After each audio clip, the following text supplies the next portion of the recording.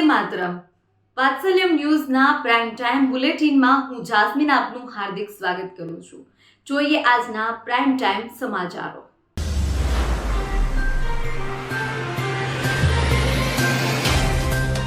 થરાદમાં dummy એટીએમથી ઠગાઈ કરનાર શખ્સ ઝડપાયો। 25,000ની છેતરપિંડીનો ભેદ ખુલ્યો।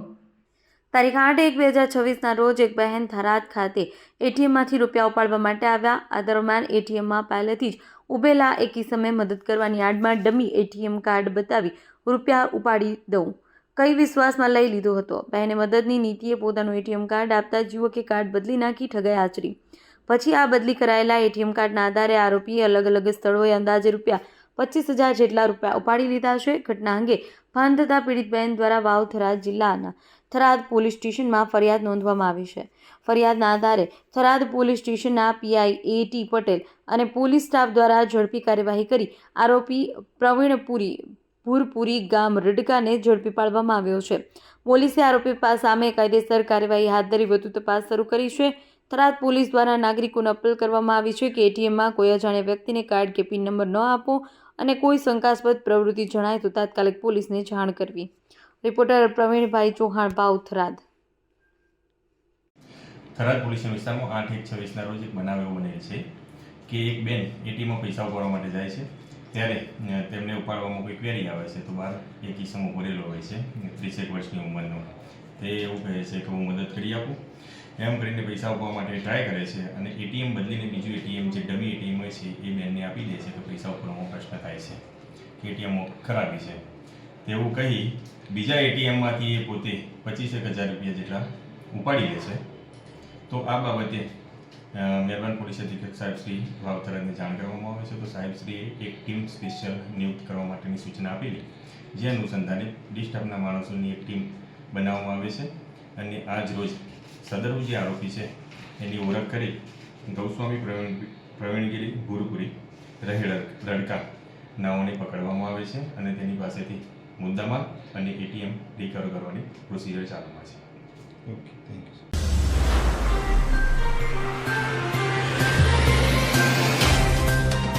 કડી ખાતે ધારાસભ્ય રાજેન્દ્ર ચાવડાના અધ્યક્ષસ્થાને પ્રાકૃતિક કૃષિ પરિસંવાદ વ પ્રદર્શન કાર્યક્રમ ભવ્ય રીતે યોજાયો હતો। માનવ સ્વાસ્થ્ય અને પર્યાવરણની જાળવણી માટે પ્રાકૃતિક ખેતીને પ્રોત્સાહન આપવાના હેતુથી કડી ખાતે ધારાસભ્ય રાજેન્દ્રભાઈ ચાવડાના અધ્યક્ષસ્થાને પ્રાકૃતિક કૃષિ પરિસંવાદ વ પ્રદર્શન કાર્યક્રમ ભવ્ય રીતે યોજાયો હતો। આ પ્રસંગે ખેડૂતોને પ્રોત્સાહિત કરવા માટે વિવિધ સહાય અને સન્માનપત્રો એનાયત કરવામાં આવ્યા હતા। રાજેન્દ્રભાઈ ચાવડાએ ખેડૂતોને રાસાયણિક ખેતી છોડી પ્રાકૃતિક ખેતી તરફ વળવા અનુરોધ કરતા જણાવ્યું હતું કે આબોહવા પરિવર્તન અને માનવ સ્વાસ્થ્ય સામેના જોખમોને ટાળવા માટે ગાય આધારિત પ્રાકૃતિક ખેતી એ જ શ્રેષ્ઠ વિકલ્પ છે। આ કાર્યક્રમમાં મહેસાણા ડિસ્ટ્રિક્ટ બેંકના ચેરમેન વિનોદભાઈ પટેલ સહિત ખેતીવાડી વિભાગના ઉચ્ચ અધિકારીઓ અને મોટી સંખ્યામાં ખેડૂતો ઉપસ્થિત રહ્યા હતા। ખેતીમાં પરિવર્તનનો પવન કડીમાં ધારાસભ્ય રાજેન્દ્રભાઈ ચાવડાની ઉપસ્થિતિમાં પ્રાકૃતિક ખેતી અંગે ખેડૂતોને માર્ગદર્શન અને સહાય અપાઈ હતી। વાત્સલ્યમ સમાચાર, બળવંતસિંહ ઠાકોર, કડી। મારું નામ પટેલ રાજેશભાઈ નાથાભાઈ પટેલ, ગામ કરણનગર, તાલુકો કડી, જિલ્લો મહેસાણા। મારા ફાર્મનું નામ જય ગોકા પ્રાકૃતિક ફાર્મ। હું 2015થી પ્રાકૃતિક ખેતી કરું છું। 8 વીઘામાં શરૂઆત કરી, આજની તારીખમાં 15 વીઘામાં પ્રાકૃતિક ખેતી કરું છું। મારું પોતાનું વેચાણ હું જાતે મૂલ્યવર્ધન કરીને દરેક ગ્રાહકના ઘરે સુધી પહોંચાડું છું। મારા ફાર્મની અંદર, મોડલ ફાર્મની અંદર 250 ઝાડના ઝાડ છે, એમાં અલગ અલગ વેરાયટી, દરેક એક વેરાયટી ફળફળાથી બાકી નહીં, એની અંદર 18 જાતની શાકભાજીની વેરાયટી છે। દરેક ગ્રાહકને હું સિઝન વાઇઝ શાકભાજી પૂરી કરું છું। એ જ મારો હેતુ। જય રાજુભાઈ। પ્રાકૃતિક ખેતીમાં મારું વેચાણ દર વર્ષે દર વીઘામાંથી 70,000થી 80,000નું વેચાણ કરું છું। મારે 37 વીઘામાંથી શાકભાજીનું વેચાણ 3 લાખ રૂપિયાનું, મારે ડાંગરની ચારી છે એનું દર વર્ષે વેચાણ ક્લસ્ટર કમોડ વગેરે કરીને 270 રૂપિયા કિલોના ભાવે હું દર વીઘા 90,000નું વેચાણ કરું છું। એટલે મારે 2.5 લાખ રૂપિયાની ડાંગર, 2.5 લાખ રૂપિયાના ઘઉં એ 4 વીઘાનું વેચાણ કરું। હું ઘન જીવામૃત જાતે બનાવું છું।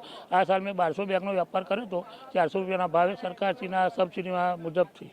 દર મહિનાના બીજા રવિવારે દરેક પ્રાકૃતિક ખેતી જે ખેડૂત કરતા એને તાલીમ હું આપું છું, જેને આવવા એને છૂટ। એના અંદર અમે મોડેલ ફાર્મના અંદર દરેક શાકભાજીનું વાવેતર કેવી રીતના થાય, ઘન જીવામૃત કેવી રીતના બનાવવાનું, અગ્નિઅસ્ત્ર, જીવાતની દવાઓ 10 પૈયા કેવી રીતના બનાવવાનું અમે ટ્રેનિંગ સાથે આપીએ છીએ। જેને આવવું હોય દરેકને અમે ફ્રીમાં આપીએ છીએ। ચા નાસ્તાની વ્યવસ્થા અમારા પોતાના ખર્ચો હોય છે।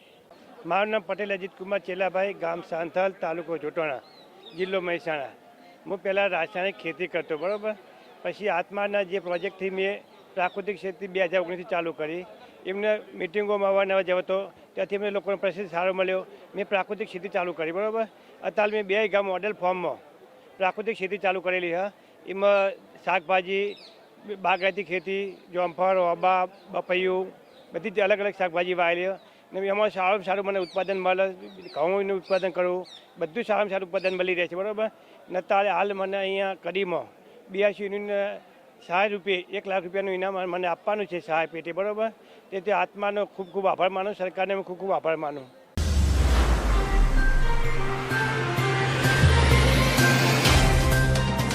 બ્લેડર એક્સ્ટ્રોફીની સમસ્યા ધરાવતા બાળકો માટે તૈયાર કરાયું રીયુઝેબલ બી ડ્રાય ડાયપર. બાળપણ એટલે નિખાલસતા અને શિક્ષણનો સમય, પરંતુ કલ્પના કરો કે એક નાનકડું બાળક માત્ર એટલા માટે શાળાએ જતા ડરે છે કે તેના કપડાં વારંવાર ભીના થઈ જાય છે. સાથી મિત્રોની મજાક અને કપડામાંથી આવતી પેશાબની દુર્ગંધ બાળકને માનસિક રીતે તોડી નાખે છે. આ કોઈ સામાન્ય કલ્પના નથી, પરંતુ બ્લેડર એક્સ્ટ્રોફીની સમસ્યા ધરાવતા બાળકોની વરવી વાસ્તવિકતા છે. બાળકોના જીવનમાં અંધકારને સ્થાન આશાનું કિરણ લાવવા માટે Ahmedabad civil hospital international bladder exstrophy collaborative, અમેરિકાની સંસ્થા association for the bladder exstrophy community અને સુરતના પરોપકારી મોદી પરિવારે હાથ મિલાવ્યા છે. પરિણામ સ્વરૂપ તૈયાર થયું છે બી ડ્રાય રીયુઝેબલ ડાયપર, જે આ બાળકો માટે માત્ર એક વસ્ત્ર નથી, પરંતુ તેમના આત્મસન્માનની સુરક્ષા અને રક્ષાનું કવચ. પરિણામ સ્વરૂપ તૈયાર થયું છે બી ડ્રાય રીયુઝેબલ ડાયપર, જે આ બાળકો માટે માત્ર એક વસ્ત્ર નથી, પરંતુ તેમના આત્મસન્માનની રક્ષાનું કવચ છે. સિવિલ હોસ્પિટલના નિષ્ણાંતો અને સુરતના દાતા પરિવારના સમન્વયથી હવે સેંકડો બાળકો ફરી શાળાએ જતા થયા છે. અનુભા ઇનોવેટર્સ દ્વારા તૈયાર કરાયેલા ડાયપર્સની રીયુઝેબલ અંડરવેર સાથે બદલી શકાય તેવા પેડ્સ હોવાથી તે લાંબા ગાળા સુધી ઉપયોગી છે. ડૉક્ટર રાકેશ જોશી વિશ્વાસ સાથે કહે છે કે આ પહેલથી હવે કોઈપણ બાળક માત્ર પેશાબ લીક થવાથી શરમથી સમાજ કે શાળાથી દૂર નહીં રહે. પ્રોજેક્ટ સાબિત કરે છે કે જ્યારે તબીબી નિષ્ણાંતો અને સમાજ શ્રેષ્ઠીઓ સાથે મળે ત્યારે જન્મે છે ડાયપર નહીં પણ ડિગ્નિટી. મિનેશ પટેલ, પ્રાદેશિક માહિતી કચેરી, અમદાવાદ.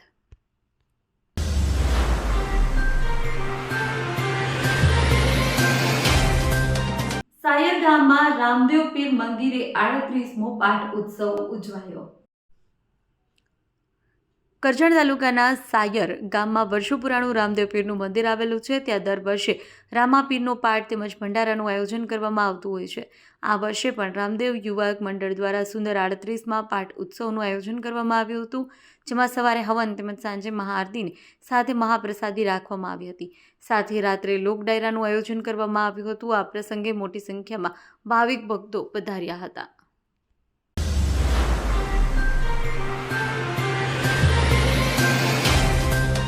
ખેડા જિલ્લાના કપડવંજ ડાકોર રોડ પર માતરિયા તળાવ સીમ વિસ્તારમાં જુગારધામ પર ગાંધીનગર સ્ટેટ મોનિટરિંગ સેલની રેડ.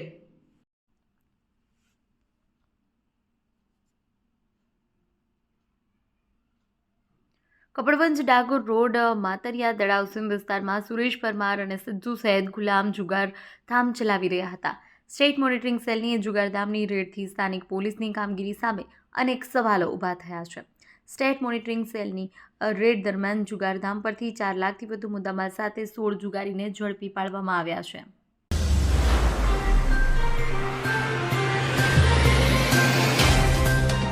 રાજ્યપાલ આચાર્ય દેવવ્રતજીએ જૂનાગઢ કૃષિ યુનિવર્સિટીના 21મા પદવીદાન સમારોહમાં હાજરી આપી.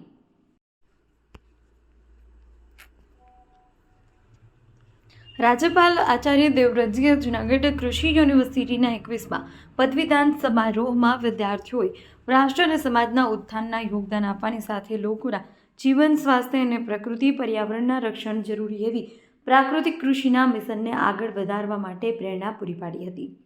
જૂનાગઢ કૃષિ યુનિવર્સિટીના સરદાર સભાગૃહમાં આયોજિત આ દીક્ષાંત સમારોહમાં કૃષિ ક્ષેત્રની જુદી જુદી વિદ્યાશાખાના વિદ્યાર્થીનીઓને 74 gold medal, gold plated silver medal અને 1 કેશ પ્રાઇઝ એનાયત કરવામાં આવ્યો છે. પદવીદાન સમારોહના માધ્યમથી કુલ 500 78 જેટલા વિદ્યાર્થીઓને ડિગ્રી એનાયત થઈ છે. આ દીક્ષાંત સમારોહમાં રાજ્યપાલના વરદ હસ્તે કૃષિ, બાગાયત, કૃષિ ઇજનેરી, ટેકનોલોજી તથા એગ્રી બિઝનેસ મેનેજમેન્ટ વિદ્યાશાખાના સ્નાતક તેમજ અનુસ્નાતક કક્ષાના કુલ 578 વિદ્યાર્થીઓએ પદવીઓ એનાયત કરવામાં આવી. ઉપરાંત શૈક્ષણિક ક્ષેત્રે ઉચ્ચ ગુણાંક મેળવનાર વિદ્યાર્થીઓને કુલ 54 gold medal, gold plated, silver medal, એક કેશ પ્રાઇઝ એનાયત કરાયું છે. આ પ્રસંગે રાજ્યપાલના હસ્તે આધુનિક અને આકર્ષક ડિઝાઇન ધરાવતી અને મોબાઈલ ફ્રેન્ડલી જૂનાગઢ કૃષિ યુનિવર્સિટીની નવી વેબસાઇટ લોન્ચ કરવામાં આવી છે. સાથે જ વિદ્યાર્થીઓને SSIB ગ્રાન્ટમાં મંજૂરી પત્રો એનાયત કરવામાં આવ્યા છે.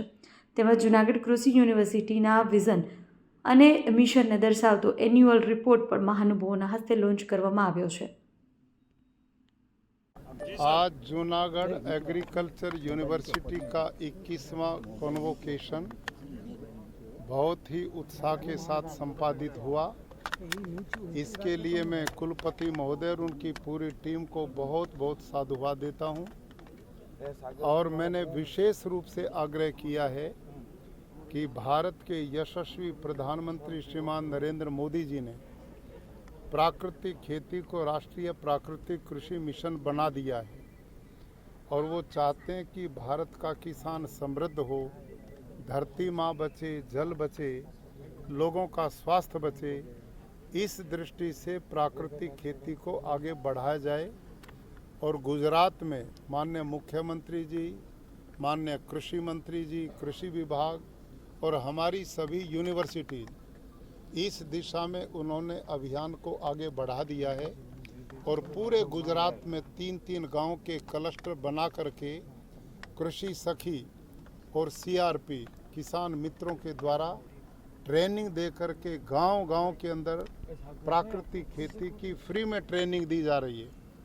और इससे मुझे पूर्ण विश्वास है कि आने वाले दिनों में लोगों को बहुत स्वच्छ आहार मिलेगा, पानी की शुद्धता होगी, गौ माता बचेगी और किसान की आय बढ़ेगी. इस दृष्टिकोण को लेकर पूरे गुजरात में सरकार के सौजन्य से अभियान तेजी से चलाया जा रहा है. मुझे पूर्ण विश्वास है कि आप सबका भी सहयोग इसमें हमें प्राप्त होता रहेगा. धन्यवाद.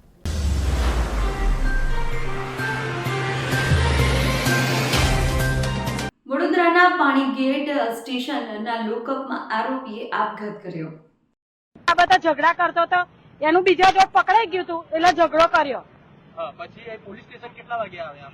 પોલીસ સ્ટેશન 3 થી 4 વાગ્યામાં આવ્યા. બરાબર. પછી અમને ઉપર બેહાડ્યા કે બેસો તમે બહાર. તમે બે બેસી અને મારા ભાઈને માર્યો પટેલ પર. એ સાહેબે માર્યો. સાહેબ કોઈ નામ ખબર છે? નામ ખબર નહીં, તો લખવા દે છે ને સાહેબે. કેટલી વાર સુધી માર્યું?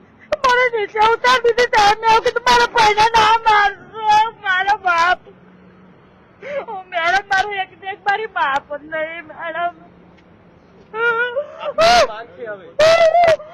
મારી બોડી નથી નહીં લઈ જવાની. મને ઇન્સાફ જો મારા ભાઈનો હારો હું લઈને આવી છું કે અમે રાતે ચેક કરો, રાત્રે જમવાનું પણ હાલો આવી છું. કેટલા વાગે આવ્યા હતા રાત્રે? 8 વાગ્યા પછી આવી હતી સાહેબ.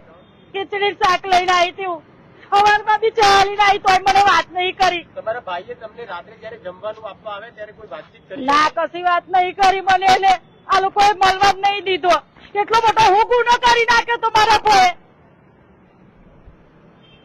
2 જણના ઝઘડામાં સાહેબ મારા ભાઈને મારી નાખ્યો બિચારાને. પોલીસ સ્ટેશન એક નજીવી બાબતમાં આ વસાવા એમના બેન આવ્યા છે, જે ભાઈ મૃત્યુ પામ્યા છે. કાલે અંદર એમના ઘરમાં કોઈ ઝઘડાના કારણે પોલીસે અહીંયા લાવી અને માર માર્યો છે. કાલે 8 વાગે જમવાનું લઈને આવ્યા તો બી એમને મળવા નથી દીધા. આજે સવારે ચા લઈને આવ્યા હતા તો બી એમને મળવા નથી દીધા. એટલે એનો મતલબ એ છે કે અંદર ગઈકાલે જ બનાવ બની ચૂક્યો છે, પણ બેન જોડે છુપાવવામાં આવ્યું. પોલીસ આજ બી અત્યારે બી કશું બહાર નથી પાડી રહી. સીધું દેખાઈ આવે છે કે આની અંદર ગમે ત્યાં પોલીસ તંત્રની ખામી જતા પોલીસ દ્વારા કંઈક કરેલું છે. કારણ કે જો સાંજે 8 વાગે જમવાનું લઈને આવ્યા હોય તો કેમ નથી મળવા દીધા એમને? એ વખતે આ કોઈ કેટલો મોટો ગુનેગાર નથી કે ભાઈ 8 વાગે જમવાનું આવે અને ના મળવા દે. સવારે ચા લઈને આવ્યા તો બી ના મળવા દે. તમારા ભાઈને ક્યારે અહીંયા આવ્યા હતા? કાલે 3-4 વાગે લઈ આવી હતી સાહેબ. તો પછી શું થયું? મારા ભાઈને મારી નાખ્યો લોકો. અહીં તમે પોલીસ સ્ટેશન લાયા પછી શું થયું? ફોટા પણ બતાવી બીજો છોકરો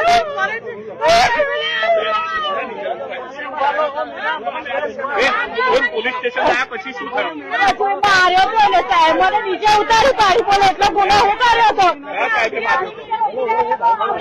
જમવા એમને શું કર્યું, એને મારવાનું ચાલુ કરી દીધું. મેં એમને એવું કીધું કે તમે કયો કે માર્યો એને, મને કોણ બીજો આ મેં તમને સબૂત બતાવું છું કે બીજો છોકરા જોયો પણ કોણ ઝઘડો નહીં થાય ઘરમાં. આપો તો એમને જવાબ આપો. તમે એ રીતના ના પકડી શકો ને, તમે તો હાથ પણ નહીં લગાવી શકતા.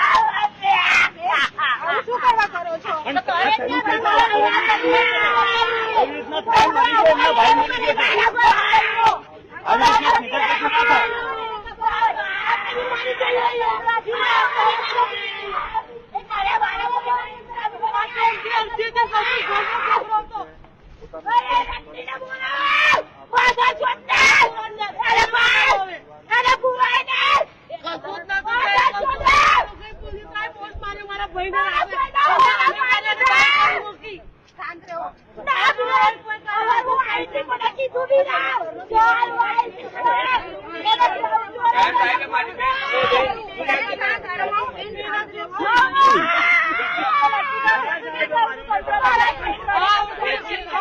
ભાઈ આ સાહેબ ને પણ ઓળખે છે, જેમને માર માર્યું છે એમને પણ ઓળખે છે.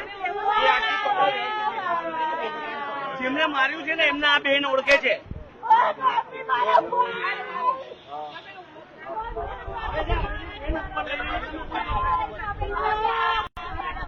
બેન તમે અહીંયા જ રહો, અહીંયા ઉપર ના જતા. ઉપર લઈ જઈને શું કરશો?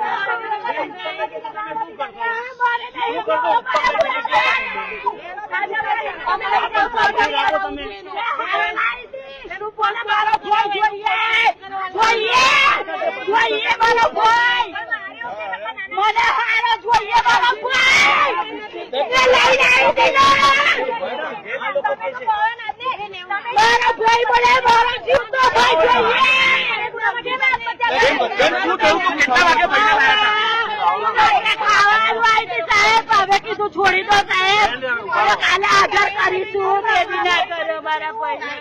બેન શું થયું તું? તમારા ભાઈને કેમ લાયા હતા તમે?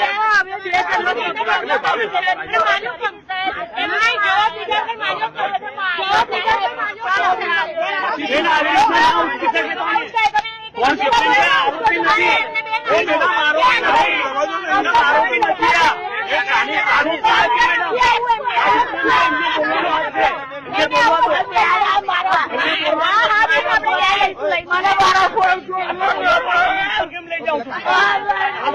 તમારી શું માંગ છે? શું કહેશો? જોઈ લેશો તો બધા જોશે.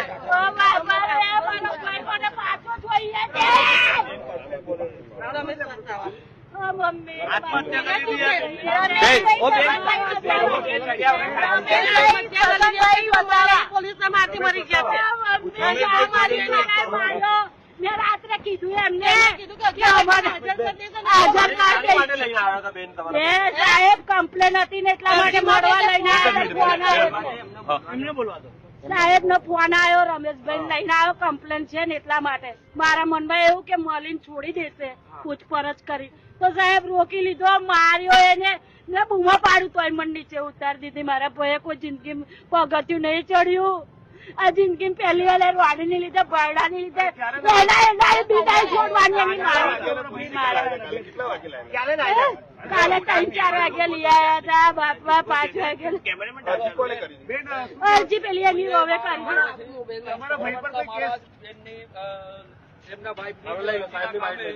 સાહેબની બાઈટ આપી.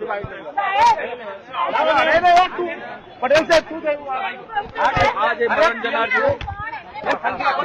એમને બતાવવા મળે.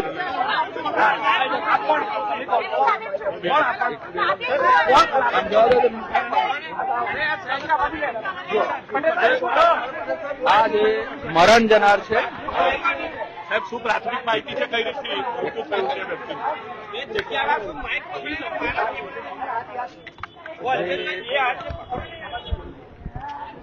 મરણ જનાર રમેશભાઈ છગનભાઈ વસાવા એ એમના પત્ની એ એમના ઘરેલુ હિંસા માટેની અરજી આપેલી હતી અને એ પોતે એમની દીકરી છે સાનવી, એને પણ દારૂ પીને માર મારતા હોય અને પોતાની પત્નીને પણ બોલાચાલી કરતા હોય, ઘણા સમયથી મગજમારી ચાલતી હોય.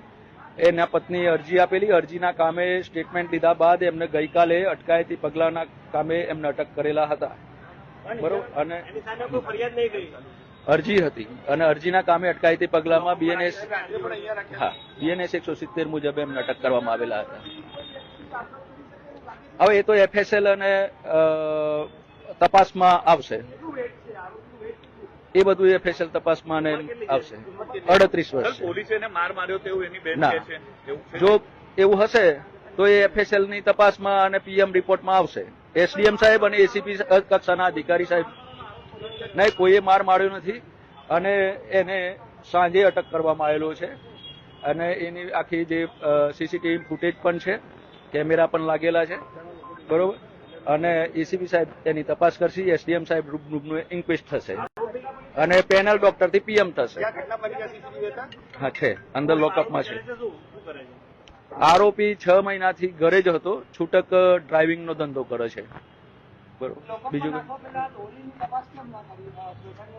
સ્વેટરની અંદરનો જે હુડીની અંદરનો, હા એ બધું કાઢવામાં આવે છે, પણ એ દોરી જે છે હુડીની એ નાની એવી દોરી હશે એટલે પીએસઓએ લગભગ નીકાળી નથી. એ એસીપી સાહેબની તપાસમાં કંઈ હશે તો એ પછીની વાત છે. તો હતા પાણીગેટ પોલીસ મથકના પોલીસ ઇન્સ્પેક્ટર પટેલ, જેમણે જણાવ્યું છે કે આ જે વ્યક્તિ છે તે વ્યક્તિ વિરુદ્ધ પોલીસ દ્વારા કાયદેસરની કાર્યવાહી કરવામાં આવી હતી. તેમના વિરુદ્ધ અરજી આવી હતી અને અરજીના કામે તેમને નિવેદન માટે બોલાવવામાં આવ્યા હતા અને ત્યારે તેમના વિરુદ્ધ અટકાયતી પગલાની કાર્યવાહી આ કાર્યવાહી બાદ પોલીસ કસ્ટડીમાં ભાજપના રાજમાં પોલીસ બેફામ થઈ છે. તમે આ બીબી પટેલ જે પીઆઈ છે એમની ઘણી ફરિયાદો હતી. થોડા દિવસ પહેલા એક ગોરવા પોલીસ સ્ટેશનના ગોરવામાં રહેતા ચોકસીની આપણે ચોકસીની ધરપકડ કરીને એના સાથે પણ અવ્યવહાર કરવામાં આવ્યું હતું. અને આ જે બનાવ બન્યો છે તો એક સામાન્ય બનાવ નથી, પોલીસના ટોર્ચરના કારણે આ વ્યક્તિ મૃત્યુ પામ્યો છે. આજે એને પકડીને એક સામાન્ય પતિ પત્નીના ઝઘડાના કેસમાં એને લોકઅપમાં નાખી દીધો, એના ઉપર ટોર્ચર કરવામાં આવ્યો. એમની બહેનોનો ખુલ્લો આરોપ છે કે એને મારતા હતા, એ બૂમો પાડતા હતા કે ભાઈ એમને ના મારો ના મારો, તે છતાંય એને માર્યો. એ માણસે છેલ્લા આત્મહત્યા કરી લીધી. આ પ્રમાણે પોલીસનું તંત્રની લાપરવાહી બેપરવાહી છે. આજે એક હુડીની અંદર જે દોરી આવતી હોય એ દોરી આજે કોઈ પણ વ્યક્તિને લોકઅપમાં નાખતા પહેલા એક કાગળ સુદ્ધા ખિસ્સામાં નથી રાખતા. એ હુડી પહેરીને હુડીની અંદર દોરી હતી, પોલીસે કેમ એની તકેદારી કેમ ના રાખી? અને આજે એ દોરીના હિસાબે એક વ્યક્તિનો જીવ જતો રહ્યો છે. આનો જવાબદાર કોણ? પોલીસ કસ્ટડીમાં એક વ્યક્તિનું મૃત્યુ થયું છે સ્વેટરના દોરા વડે. આ મૃત્યુ હોવાની જે પ્રાથમિક માહિતી છે તે હાલ સામે આવી રહી છે. ત્યારે તેની માહિતી પોલીસ ઇન્સ્પેક્ટરે આપી છે. આરોપી પહેલા આમાં કરવામાં આવ્યો હતો તેને ચોથેની જે કાર્યવાહી છે તે મુજબ તેની સામે અટક કરવામાં આવી હતી અને ચોક્કસથી કહી શકાય કે જે પ્રકારે આરોપી છે રમેશભાઈ વસાવા તેની પત્ની ને લઈને આ સમગ્ર મામલો સામે આવ્યો હતો અને કહી શકાય છે કે જે પ્રકારે જે વિડીયો છે તે સામે આવ્યો છે. ઘરના ઝઘડામાં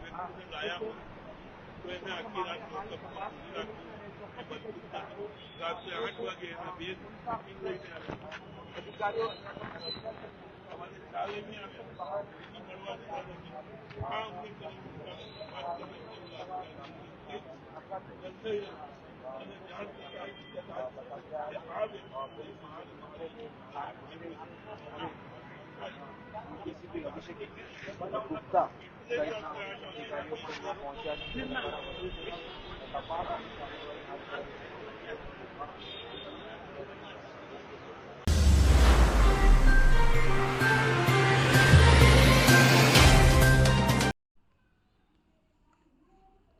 ગુજરાત સરકારના શહેરી વિકાસ અને શહેરી ગૃહ નિર્માણ વિભાગ દ્વારા બદલીના હુકમને લઈ કાલોલ નગરપાલિકાના ચીફ ઓફિસર મિલાપભાઈ પટેલની બાલાશીનો નગરપાલિકા ખાતે બદલી થતાં કાલોલ નગરપાલિકાના કર્મચારીઓ દ્વારા એક ભાવસભર વિદાય સમારંભ યોજાયો હતો, જેમાં નગરપાલિકાના પ્રમુખ હસમુખભાઈ મકવાણા, ઉપપ્રમુખ ગૌરંગભાઈ દરજી, પક્ષના નેતા હરિકૃષ્ણભાઈ પટેલ, નગરપાલિકાના પૂર્વ પ્રમુખ શેફાલીબેન ઉપાધ્યાય સહિત નગરપાલિકાના સભ્યો અને નગરપાલિકાના એન્કાઉન્ટર તખ્તસિંહ બારિયા સહિત કર્મચારીઓએ ચીફ ઓફિસર મિલાપભાઈ પટેલને શાલ ઓઢાડી ફૂલહારથી સન્માનિત કરી ભાવસભર વિદાય આપી હતી, જ્યાં ચીફ ઓફિસર તરીકે નગરપાલિકાના લાંબા સમય સુધી પોતાની નિષ્ઠાપૂર્વક સેવાઓ આપી પાલિકામાં મહત્વનો ફાળો આપ્યો છે, ત્યારે વિદાય વેળાએ પાલિકાના કર્મચારીઓએ તેમના કાર્યકાળ દરમિયાનના સંસ્મરણો વાગોડ્યા હતા અને તેમની પદ્ધતિના વખાણ કર્યા હતા.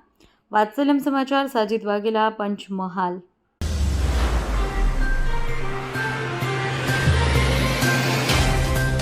છોટા ઉદેપુર જિલ્લાના બોડેલી નગર ખાતે આજે એક માનવ કલ્યાણકારી પહેલનો પ્રારંભ થયો. બોડેલી નગર ખાતે નર્મદા મુખ્ય કેનાલની બાજુમાં આવેલા નયનરમ્ય ફાર્મ હાઉસ ખાતે શારદાબા ચેરિટેબલ ટ્રસ્ટ દ્વારા વૃદ્ધાશ્રમ મારું ઘર શાંતિનું ધામનો આજે પ્રારંભ કરવામાં આવ્યો. આ માનવ કલ્યાણકારી કાર્યનો શુભારંભ ટ્રસ્ટના ડાયરેક્ટર રાજેશકુમાર મુકુંદલાલ શાહ, તેમના ધર્મપત્ની પલ્લવિકાબેન તથા સુપુત્ર અતિત શાહ દ્વારા ખૂબ જ સાદગીપૂર્વક કરવામાં આવ્યો. ટ્રસ્ટ દ્વારા અગાઉથી વિવિધ સેવાકીય પ્રવૃત્તિઓ કરવામાં આવી રહી છે, પરંતુ સમાજમાં ઘણા એવા લોકો છે કે જેઓ વિવિધ કારણોસર રહેવાની તકલીફોનો સામનો કરી રહ્યા છે અને વૃદ્ધાવસ્થામાં શાંતિપૂર્ણ જીવન જીવવા માટે આશ્રયની જરૂર છે. એવા જરૂરિયાતમંદ માટે નિઃશુલ્ક રહેણાંક સુવિધા ઉપલબ્ધ કરાવવાના ઉમદા હેતુથી આ વૃદ્ધાશ્રમનો પ્રારંભ કરવામાં આવ્યો છે. ટ્રસ્ટના પ્રતિનિધિઓએ જણાવ્યું હતું કે આઈડિયલી વૃદ્ધાશ્રમોની જરૂર ન પડે તેવી સમાજ વ્યવસ્થા હોવી જોઈએ, પરંતુ વર્તમાન પરિસ્થિતિને ધ્યાનમાં રાખી આવી માનવ સેવા પણ જરૂરી બની છે. અહીં રહેવા આવનાર કોઈ પણ વ્યક્તિને કોઈ પણ પ્રકારની ફી ચૂકવવાની રહેશે નહીં. આશ્રમમાં સવારે ચા નાસ્તો, બપોરનું ભોજન, બપોરે ચા તેમજ રાત્રિ ભોજનની સંપૂર્ણ અને સુવ્યવસ્થિત વ્યવસ્થા ઉપલબ્ધ રહેશે. આ પ્રસંગે સંસ્થાના માર્ગદર્શક અને વ્યવસ્થાપક અશ્વિન શાહ પણ ઉપસ્થિત રહ્યા હતા. તેમણે જણાવ્યું કે સંસ્થાનું નામ મારું ઘર શાંતિનું ધામ એટલા માટે રાખવામાં આવ્યું છે કે અહીં રહેતા વૃદ્ધોને મનની શાંતિ મળે અને તન તંદુરસ્ત રહે. પવિત્ર નર્મદાના નીર નર્મદા મુખ્ય નહેરમાં વહેતા હોય એવી શાંતિપૂર્ણ જગ્યાએ આ સંસ્થા સ્થપાઈ છે. ટ્રસ્ટ દ્વારા સમાજને નમ્ર અપીલ કરવામાં આવી છે કે જો કોઈ જરૂરિયાતમંદ વ્યક્તિ તમારા ધ્યાનમાં હોય, તેમને આશ્રયની જરૂર હોય તો સંસ્થાનો સંપર્ક કરવો, તેમની સન્માનપૂર્વક વ્યવસ્થા કરવામાં આવશે. રિપોર્ટર તોશિફ ખત્રી. આજ રોજ બોડેલી મુકામે વૃદ્ધાશ્રમનું લોકાર્પણ કરવા જઈ રહ્યા છે. મારી મધરનું નામ શારદાબા છે. એમના શારદાબાના નામે ચેરિટેબલ ટ્રસ્ટના નામે મારું ઘર શાંતિનું ધામ એ નામે વૃદ્ધાશ્રમ શરૂ કરવા જઈ રહ્યા છે. હાલ પૂરતા 2 વ્યક્તિ આવ્યા છે. ઘણા સમયથી ઈચ્છા હતી કંઈક કરીએ, પણ અશ્વિનભાઈ સાહેબના સાથથી, એમના આઈડિયાથી આ મારું ઘર શાંતિનું ધામ નામનો વૃદ્ધાશ્રમ શરૂ કર્યો છે. વધુ વ્યક્તિ લાભ લે એવી મારી ઈચ્છા તો નથી, પણ જે લોકોને જરૂરિયાત હોય એ લોકો આવે તો એ લોકોને મોસ્ટ વેલકમ છે. અમે અમારી બનતી બધી જ સેવા કરીશું. નિઃશુલ્ક ભાવે મૂલ્યે અમે આ લોકોને રાખવાના છે અને એમની સેવા કરવાના છે.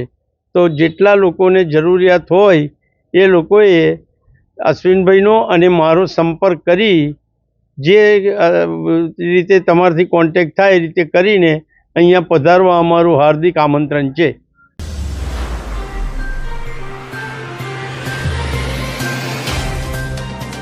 રાજ્યપાલ આચાર્ય દેવવ્રતજીએ જૂનાગઢ કૃષિ યુનિવર્સિટીના પ્રાકૃતિક કૃષિ મોડેલ ફાર્મની મુલાકાત લીધી. જૂનાગઢ તારીખ 21 રાજ્યપાલ આચાર્ય દેવવ્રતે જૂનાગઢ કૃષિ યુનિવર્સિટીના 21મા પદવીદાન સમારોહમાં સહભાગી થયા બાદ કૃષિ યુનિવર્સિટીના કેમ્પસમાં આવેલા પ્રાકૃતિક કૃષિના મોડેલ ફાર્મની મુલાકાત લીધી હતી. જૂનાગઢ કૃષિ યુનિવર્સિટી દ્વારા પ્રાકૃતિક કૃષિ અંગે સંશોધન હાથ ધરવા માટે જુદા જુદા પ્રયોગો થતા હોય છે, જેની રાજ્યપાલ આચાર્ય દેવવ્રતે મુલાકાત લીધી અને તેમણે આ પ્રાકૃતિક કૃષિ મોડેલ ફાર્મનું નિરીક્ષણ કર્યું. પ્રાકૃતિક કૃષિના જુદા જુદા આયામો સંદર્ભે ચર્ચા કરી હતી. રાજ્યપાલ આચાર્ય દેવવ્રતજીએ આ મુલાકાત દરમિયાન મહારાણા પ્રતાપ હોર્ટિકલ્ચર યુનિવર્સિટીના vice chancellor doctor S K. Malhotra, Junagadh કૃષિ યુનિવર્સિટીના vice chancellor doctor V P. Chovatiya, collector Anilkumar Ranavasiya, વિસ્તરણ શિક્ષણ નિયામક એન.વી. જાદવ, રજિસ્ટ્રાર વાય.એચ. ગિલાણી સહિતના ઉપસ્થિત રહ્યા હતા. સમાચારો નિહાળવા બદલ આપનો ખૂબ ખૂબ આભાર. હું જાસ્મીન આપની રજા લઉં છું. આવતીકાલે ફરીથી મળીશું. જો તમે અમને યુટ્યુબ પર નિહાળતા હો તો સબસ્ક્રાઇબ કરો અને બેલ આઇકોન દબાવો. સાથે જો તમે અમને ફેસબુક પેજ પર નિહાળતા હો તો પેજને લાઇક કરો. નમસ્કાર.